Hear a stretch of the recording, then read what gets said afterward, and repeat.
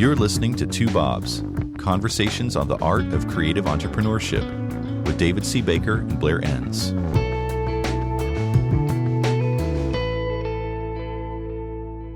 David, size matters. Oh, man. Or does it? That's the topic of today's podcast. Today on Two Bobs. I am not going to answer that question. I'm just going to leave you to hang out and dry. So keep talking, my man. When you need rescue, when I see you flailing in the Pacific Ocean, I'll come into your rescue. So keep going. We're talking about the size of your firm and all of the issues around size. Because I have this line that a friend reminded me of that I'm not going to say. Oh, come on. Okay. So you're at some event and there are a bunch of peers there and you don't really know who they are and you kind of look at their tag and the tag says the name and it sometimes says the name of the agency and maybe geography, but it doesn't say how many people the firm has. And that is inevitably the most important thing the person wants to find out because in their mind, they're saying, oh, this is a 3-person firm. I got to get out of this conversation quickly. Or it's a 40-person firm. Now I'm attentive. I'm listening. How did they make that happen? Because I want to be a firm like that too. Yeah, or it's a 300-person firm and I'm intimidated. Maybe we should take a word cloud type approach to these conference badges. The size of your name on the name tag is representative of the size of your firm. Or how much money you make. Yeah, that would be even better, wouldn't it? Okay. So a friend, Chris Nealand, who's one of the founders of Communo, where it's a platform that allows, here's the shameless plug because I'm an investor, it's a platform that allows scale, flexible two-way scale of agencies.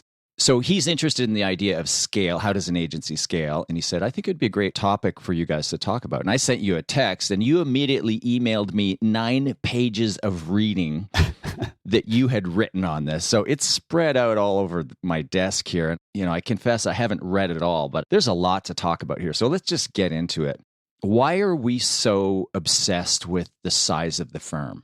And when we say we, if we would rank the we there, I would say that U.S. firms are more obsessed with that than any other developed countries. You think it's a cultural thing?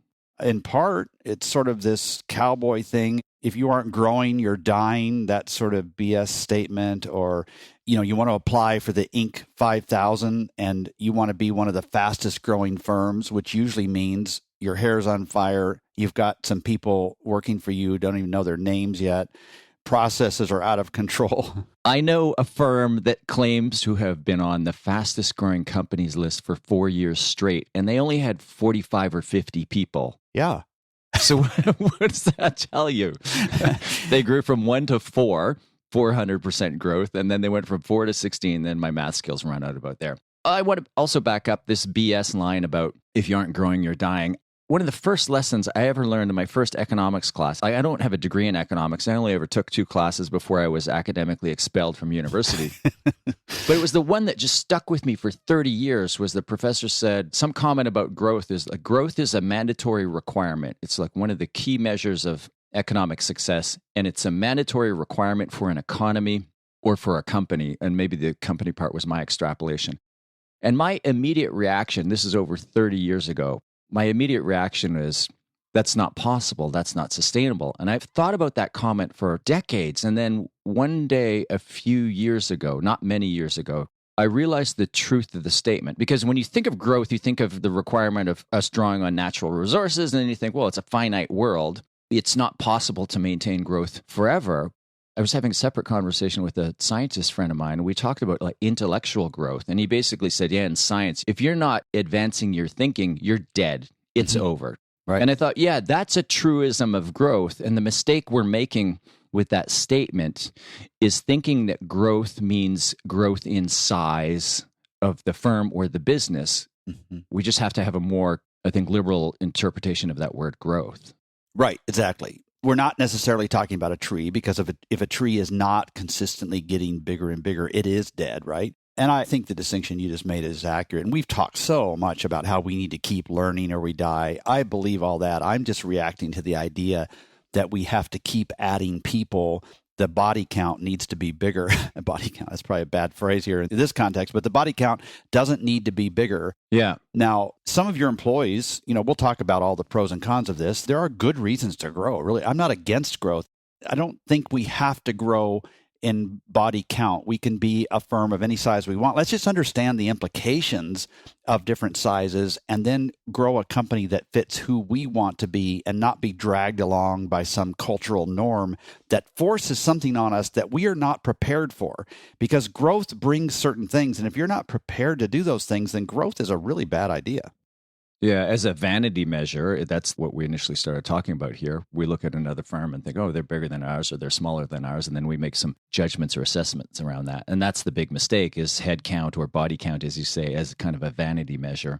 But let's talk about the advantages of being big. Of course, there have to be some, and there have to be some advantages of being small. And then we'll talk about the sweet spot, and then maybe how do you flex from big to small if and when that's appropriate. So what are the advantages of growing the body count? Sure. So this is fun to think about, and this list keeps getting shorter and shorter in my mind, and it's certainly not in any order of importance at all. But the first one that always comes to my mind is that you can pull off an agency of record or a full service sort of a statement with your clients and it really be true. I mean, a lot of firms are saying they're full service or AOR like, and it's not really true. But here it can really be true, and that is a very significant advantage. It may be the most important thing. So you have clients or prospects out there who want to use your firm, but the only thing they're hesitant about is that you don't have a very deep bench. You're kind of small. They're not sure if you can pull this off.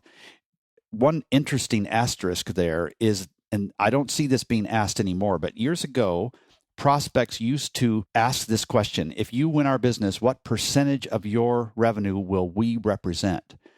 And I loved that question. What they were looking for was they did not want to be too big, contrary to what you might have thought when you heard that question. Is they don't want to be too big, because they realize if they're too big, they're going to stop getting really objective advice because the agency is going to be too afraid of losing them. Anyway, back to this. You have a prospect who wants to use you, and the only hesitation they have is that you're small. You don't have a deep bench. So turn that around. I do think this is a really significant advantage of being bigger. Now, what is bigger? That's up for discussion, right? I usually draw that line around 45 people. Below that, unless you're really hyper specialized, it's hard to make the legitimate argument that you can pull off that full service sort of moniker. Where does 45 come from? Just seeing that in the marketplace. It's not really scientific. It's just seen like, oh, that's when things start to change a little bit. Prospects trust them a little bit more, think it's big enough to pull off. So it's not a real hard metric, but it's just sort of a rule of thumb.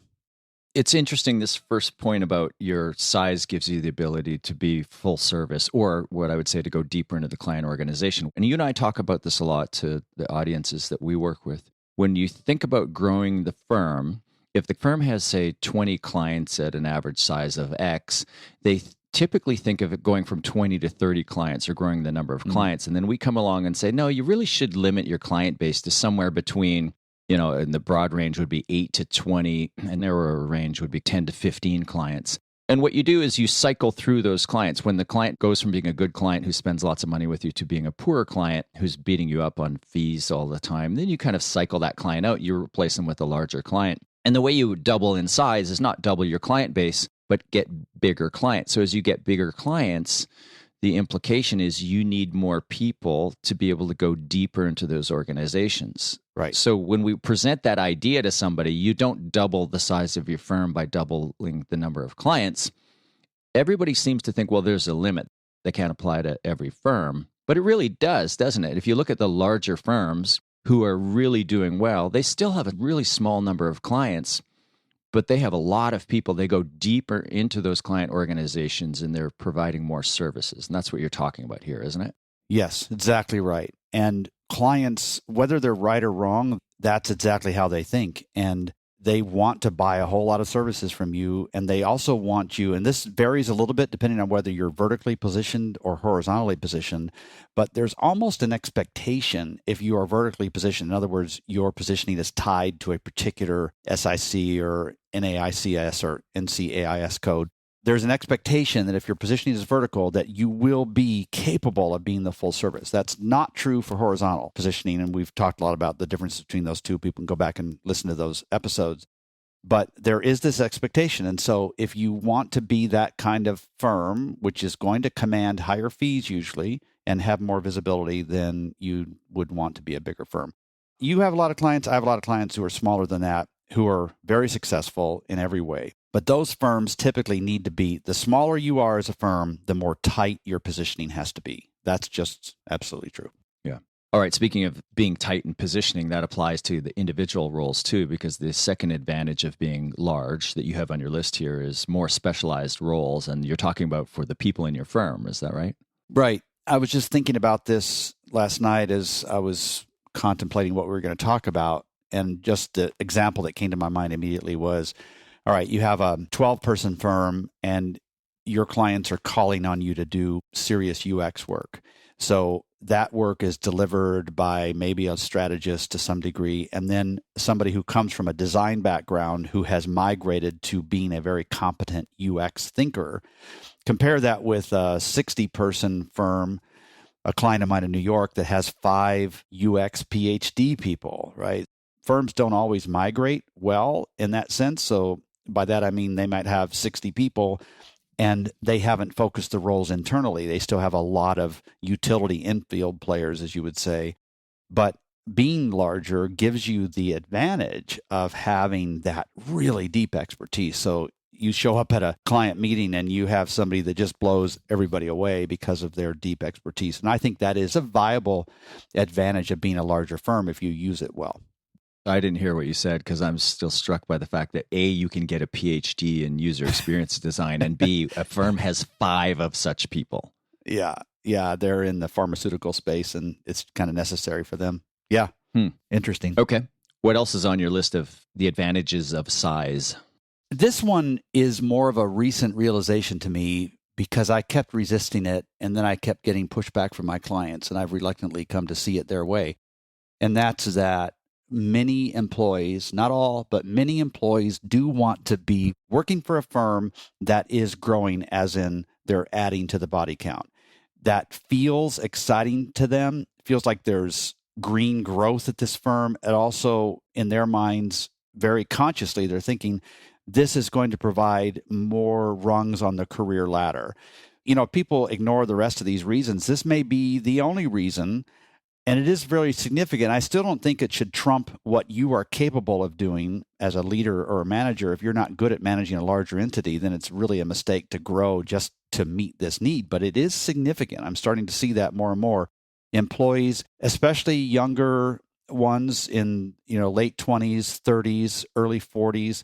After that, it's not as important. They're more driven by fitting into the culture and having a really good place to land, and they're not climbers quite as much as folks earlier in their careers. Yeah, it's interesting. I think about this and I recall the early days of my career, and in the large firms, there was lots of opportunity for growth and lots of battles for those job openings or those future jobs. Everything that you did, as you're working on your client work, you had an eye towards your next move, or at least I did. Mm-hmm. And maybe I'm sick that way. But then in a smaller firm, you have the opportunity to grow the firm. Strong individual performance can have a big impact on the firm itself. And then there's a place where, and I'm not sure where it is, where people just feel like, well, stuck. Well, there's really nowhere to go from here, even if I have a significant impact on the future of the firm. So it's something I'd never really thought of before you brought it up here, but I could see the implications of size. The first thing I ever read from you, before I knew you, before we'd ever had a conversation, was you wrote these lines: growth isn't good, period. It isn't bad either. It really depends on and I forget the third line, but it was essentially, it really depends on the reasons why you want to grow. Yep. And when I think of this point of providing career opportunities for your people, that's a really valid reason to want to grow. I'd never really thought too deeply about that before. It really is. Yeah. And I've come around on that point. And I think our listeners are probably, whether that's true of their firm or not, I would suspect that they really understand that, maybe from their prior experience, like you just relayed, their prior experience at another firm before they started one. When you have a smaller firm with high performers, these folks who are ambitious, they're going to put more pressure on the ownership pool. It's going to be more important to them that if they can't grow by climbing that career ladder, then they want to be a partial owner. So if you don't deal with that ambition by being a bigger firm with more rungs on the career ladder, you're going to have to deal with it in other ways. You're going to have to deal with figuring out how to keep them satisfied as a non-owner or a minority owner as well.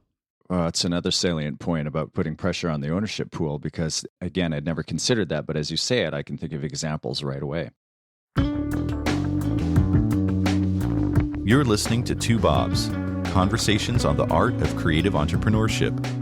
Your hosts are David C. Baker of Recourses, author, speaker, and advisor to owners of expert firms, and Blair Enns of Win Without Pitching, the sales training and coaching program for creative entrepreneurs. For more information, go to twobobs.com. If you find this podcast helpful, please help us by telling a friend and rating us on iTunes. Thank you. Now back to David and Blair. Next on our list, and then we'll move to some advantages of being small, but you've got raises the likelihood of being acquired. And there's a threshold, right? I'll just toss that over to you. There's so much we could talk about here. Should you be thinking to sell your firm, which I think we've discussed before, but where's the threshold? But if you do want to sell, size is important, isn't it? It really is. And there are exceptions, obviously, where firms are being acquired below this threshold. But those of us who do a lot of work in this space, and there are 3 of us that we're almost completely busy doing that. And then there's 4 other firms that do it. So 7 in total. And between us, we all know this because we're told this frequently on the other phone. Nobody publishes it. But the thinking is this, okay, we're going to buy a 20-person firm or we're going to buy a 60-person firm. Our legal fees are going to be the same. Our due diligence costs are the same, all that stuff. So if we're going to spread all that energy and cost across a firm to buy, we really don't want to buy the small ones because the ROI isn't there. So when you define what is a small firm from an acquisition standpoint, a small firm is anything less than 10 million in AGI, that is fee base, or 3 million in net. Now, again, about 20 to 30% of firms fall underneath that, so there are many exceptions to it, but it is a significant advantage if you want to raise the chances of being acquired by somebody else for real money, not just merger money, but real money. All right. And your last point before we move on to the advantages of being small, it's easier to get away. What the hell do you mean by that? Well, I don't even know if this is true. Is it true if you're running a 50-person firm and you want to take 4 weeks and go to, I don't know, somewhere? Is it easier to get away than if you're running a 4-person firm? I just kind of wrote that down out of instinct, but then I thought, I don't know if that's true. What do you think? I think in theory it's true. Is it true in practice? I think it really comes down to a management issue. I mean, there's a certain size where, as you say, a 4-person firm, well, certainly a 1 or 2-person firm, it's harder to get away unless you just grind the whole business to a halt. You get to 3, 4, 5 people, it should get easier. And in theory, you get to 12 to 20 to 30 people.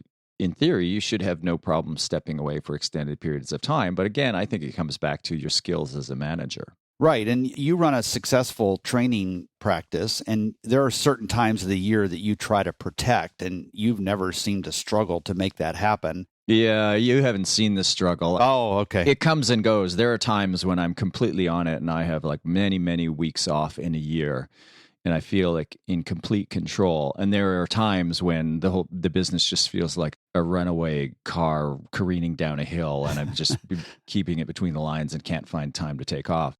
It really is a function of how organized I am as a manager. Mm-hmm. So, I think your instinct is right here that it's probably not true. I think it's true at the smallest level, but then after you get to just even a handful of people, 4 or 5 people, it really is just a management issue. We would say for sure, I think that on its own, it would be a really bad reason to grow.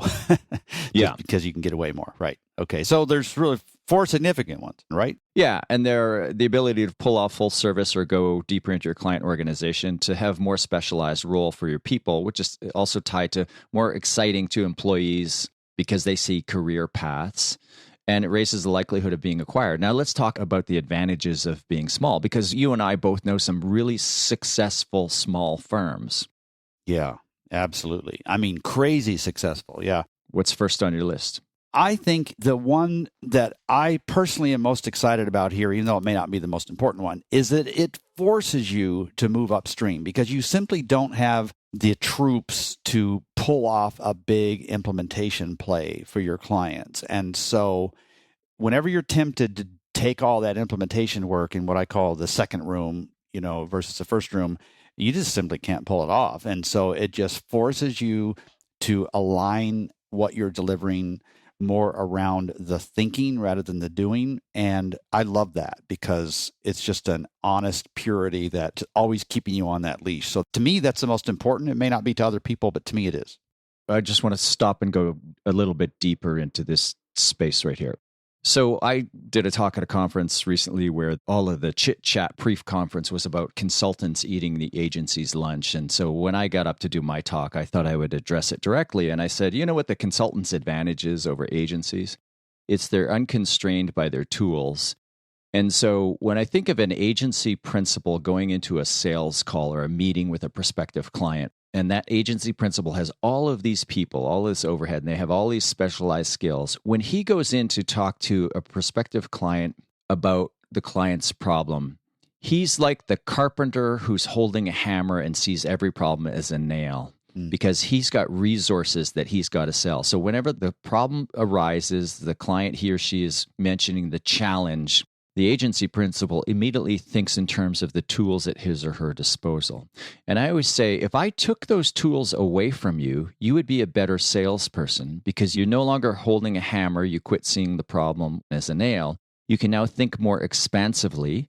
You don't go into presentation mode. You go into conversation mode where your focus is on the client and not on your solutions. And I think the agency of the future, if we're going to keep pace with the consultants, we really need to do a deeper show on this because I don't think consultants are going to end up destroying the agency landscape. I think we're going to do it ourselves. We don't need much help from the agencies.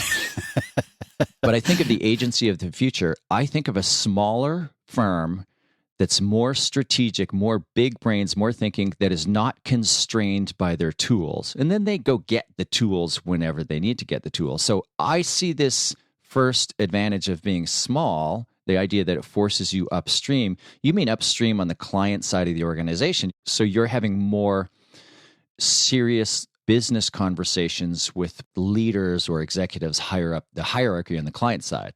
That's really interesting. You have a training event coming up, right, in September? When is that? September, San Diego, 24th and 25th. Yeah, I was thinking that because I know some of the exercises that you do, and I've just stood back in the room and watched people get really engrossed in these, is the value conversation thing. And I presume that one of the tips you give them is to not talk about their toolbox, but to keep asking questions of the client, which takes the focus off them trying to feed the machine and trying to keep the tools busy. It's like, they have this bulldozer, they're making monthly payments, they got to get people to use it. So that's a really interesting perspective, and it's refreshing to me too to hear. Yeah, and I love how you plugged my event. Thank you very much. I'll try to do the same for you if I can remember what you're doing coming up. But your point is, we don't even tell them to because you can't tell somebody. I mean, you can tell somebody, but it won't work. You can tell somebody, no, don't think about your tools. They always think about the tools. You have to trick them. Okay, so the advantage of being small is it forces you to move and remain upstream. I was inferring from a client hierarchy point of view. You're talking about a strategy versus execution point of view. Right. But they're effectively the same thing, because if you're going to get more strategic, you probably need to be talking to more senior people on the client side of the organization. Yes, absolutely. They're tied together. And you're not going to have an implementation discussion with somebody high up on the chain. It's not a good use of their time. So yeah, they're absolutely tied together. And I think this is so critical, how to move upstream, just forcing you to not be able to sell all this implementation stuff. Yeah, not that implementation is bad, because I think that's the advantage we have over consultants is once we identify the problem and diagnose the solution, we have the wherewithal to apply in ways that other organizations don't. Sorry, let's move a little more quickly here because the second point is more nimble. Yeah, let's start being nimble now. You go. So the marketplace around us is changing so quickly. The rate of change is quicker and quicker, right? So it's so much easier to move smaller organizations. Change management involves fewer people, less communication. you're cycling people in and out, and you move one person out of a 5-person firm, that's 20% of the workforce as opposed to 3%, with a larger firm. So yeah, I don't think we need to talk more about it. It's really just being more nimble as a smaller firm. If that's important to you, then it should be a consideration. I think of dev shops, we're going to staff up with a certain type of JavaScript sub-language, and I don't know that world, programmers. And then for whatever reason, we need a skill in a slightly different language, and you're committed, you're bought in. So yeah, it removes that from the equation, allows you to be more flexible and move more quickly. The third advantage of staying small is it keeps you close to the work, and you mean that is the principle. As the principle, right? And this is the one of the various reasons here that people get hung up on. So they make a commitment to be bigger because they think they'll be more important in the marketplace. They love the status that comes with that, but they're not prepared to leave the work. And so that's the huge mismatch that happens here. You have a firm that decides to grow, maybe for decent reasons, but internally they're not ready to, because they still want to have those client relationships. They're still telling themselves when a client wants them involved that they think they need to do that. And they're lying to themselves all over the place every day. And they still want to be involved in creative decisions, in technical specs for a big build or whatever it is. And if that's important to you, then don't grow. That is reason enough not to grow. But you have to keep asking yourself that question every 3 years or so. And your answer will change at some point when you realize, you look around one day and realize all these people that are younger than you are actually a lot better than you ever were. So it's a good thing to keep asking yourself. Yeah, and this is the Michael Gerber E-Myth challenge, right? Mm-hmm. The idea that most businesses aren't started by entrepreneurs. They're started by technicians who have entrepreneurial spasms. And what they don't appreciate is as they start staff up, their role really needs to change. So you and I both know many, many creative people who launched out on their own and just wanted to kind of create for themselves, run their own design firm or whatever it was, and then added people, and they get to 30, 40 people, and they still want to be involved in the client base, working directly with clients. And they often spin that as an advantage. It's not an advantage to anybody. No, it's not. I think all agency principals who kind of experience that, they all get to a point in their career where they realize they think the fun work or the meaningful work to them is working to solve the client's problem. Mm-hmm. I believe that eventually everybody gets to the point where they realize the most interesting creative problem to solve is the problem of their own business model. Bam. That's the key statement today. To be creative, but apply that creativity in a new way. And once a principal recognizes that, their entire world changes, and they're not dragged forward by one client issue over another. They step back and let other people do that, and they're solving their own creative challenges and their own business models, revenue models. That's exactly right. Let's just stop and have a cigarette right there. But there's a couple more things on the list, and we'll cover them quickly. What's number 4 under advantages of staying small? You avoid the quit and stay employee. That was coined by a UK firm in the HR field. I love it. Employees who quit and stay. So they basically give up, but they don't move on. And you simply cannot tolerate that in a small firm where everybody has to carry their weight. Compare that. Let's say it's a 8-person firm. You go to a 50-person firm, and this person, it's like, yeah, they're not making that much money. I'm not even sure if they should be here. I probably wouldn't hire them again, but I'm just not going to deal with it. I've got bigger fish to fry here. Yeah, so that's the 4th one. And then the 5th one is less financial risk. Sort of a no-brainer, right? But we're talking about how big the credit line is. If you're personally guaranteeing the facility that's $30,000 a month for 10 years in New York City, yeah, that's a significant consideration. It's harder to move around. There's more on the line. You've more pressure to feed the machine, all that stuff. So before we wrap this up, with a nod to my friend Chris, who suggested we talk about this, the discussion that's important to him is the idea of flexibility. Do you have any thoughts on the idea of flexing but not adding unnecessary overhead? Well, I don't think we've ever had in history a larger, more qualified group of contractors who are really good. They know how to work remotely. They're comfortable working for 3 or 6 firms at a time. So viewing that as almost as important as a new business challenge. So finding those people and putting them in your electronic Rolodex and having great relationships with them. That would be one. The communal model, which is one of multiple firms doing that kind of thing. And then probably the other thing I would say there is I think it's important to develop relationships, not just with external contractors, but with really good firms whose culture and expertise you admire, and not feeling precious about referring work to them, acknowledging what you're not good at, what they are good, and just peel off some of that stuff. Or I guess saying no when you need to, right? I'm interested if you have some other ideas around that too. I think those are all interesting thoughts. And when I think of the agency of the future, I already said I see a smaller, more strategic firm. But it kind of begs the question, if all of the execution parts are interchangeable, what's left? How do you differentiate a smaller, more strategic firm? And I think it leaves the core of the firm, the brain trust that's still there. They're more senior people. They have a model. They have a point of view on how the work that they do should be done or approached. And out of that model falls some kind of intellectual property.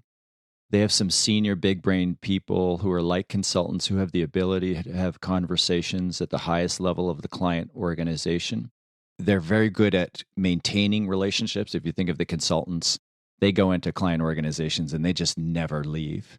And I also think project management, those are important skills that would reside in-house in the agency of the future. But increasingly, I think the executional stuff is more and more interchangeable. And the last point you spoke to is, I think we may have done a podcast on this, or at least it's come up, this idea of competition versus cooperation. Right. You and I are of a certain age, and I know people, 15, 20 years younger than us, they think more expansively about cooperation. We come from a world where everybody's competing with each other. You see the difference in mindsets, those people who really fundamentally believe that together we can grow the pie.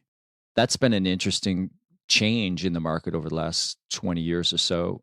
I think it's those people who think that way, as to your point, who are willing to kind of bring in another firm or refer business to another firm, and who aren't so protective about their space. I think they have a competitive advantage in the future. Absolutely. I also, as we wrap this up, I just wanted to give a nod to Paul Jarvis, who just published another recent book called Company of One, Why Staying Small is the Next Big Thing for Business. So that takes this concept to really the far end of the spectrum, being literally just one without any employees. The stuff that I've been talking about, you've been talking about for years, he's also been talking about it, and his book is really good. So if you find yourself at the really small end of the spectrum, I'd recommend getting that, is Paul Jarvis, Company of One. Yeah, and on that note, then we'll say goodbye. If you think, well, how much of an impact can I have as a company of just one person? I have two words for you: Seth Godin. Yeah. Oh, he's such a failure, though. He hasn't written. I think he only wrote like 30 books instead of 32, and yeah. Yeah. All right. This has been a lot of fun, David. Thank you. We'll talk to you next time. All right. Thanks, Blair. Thank you for listening to Two Bobs with David C. Baker and Blair Enns. Subscribe and learn more at twobobs.com. That's the number 2, BOBS.com.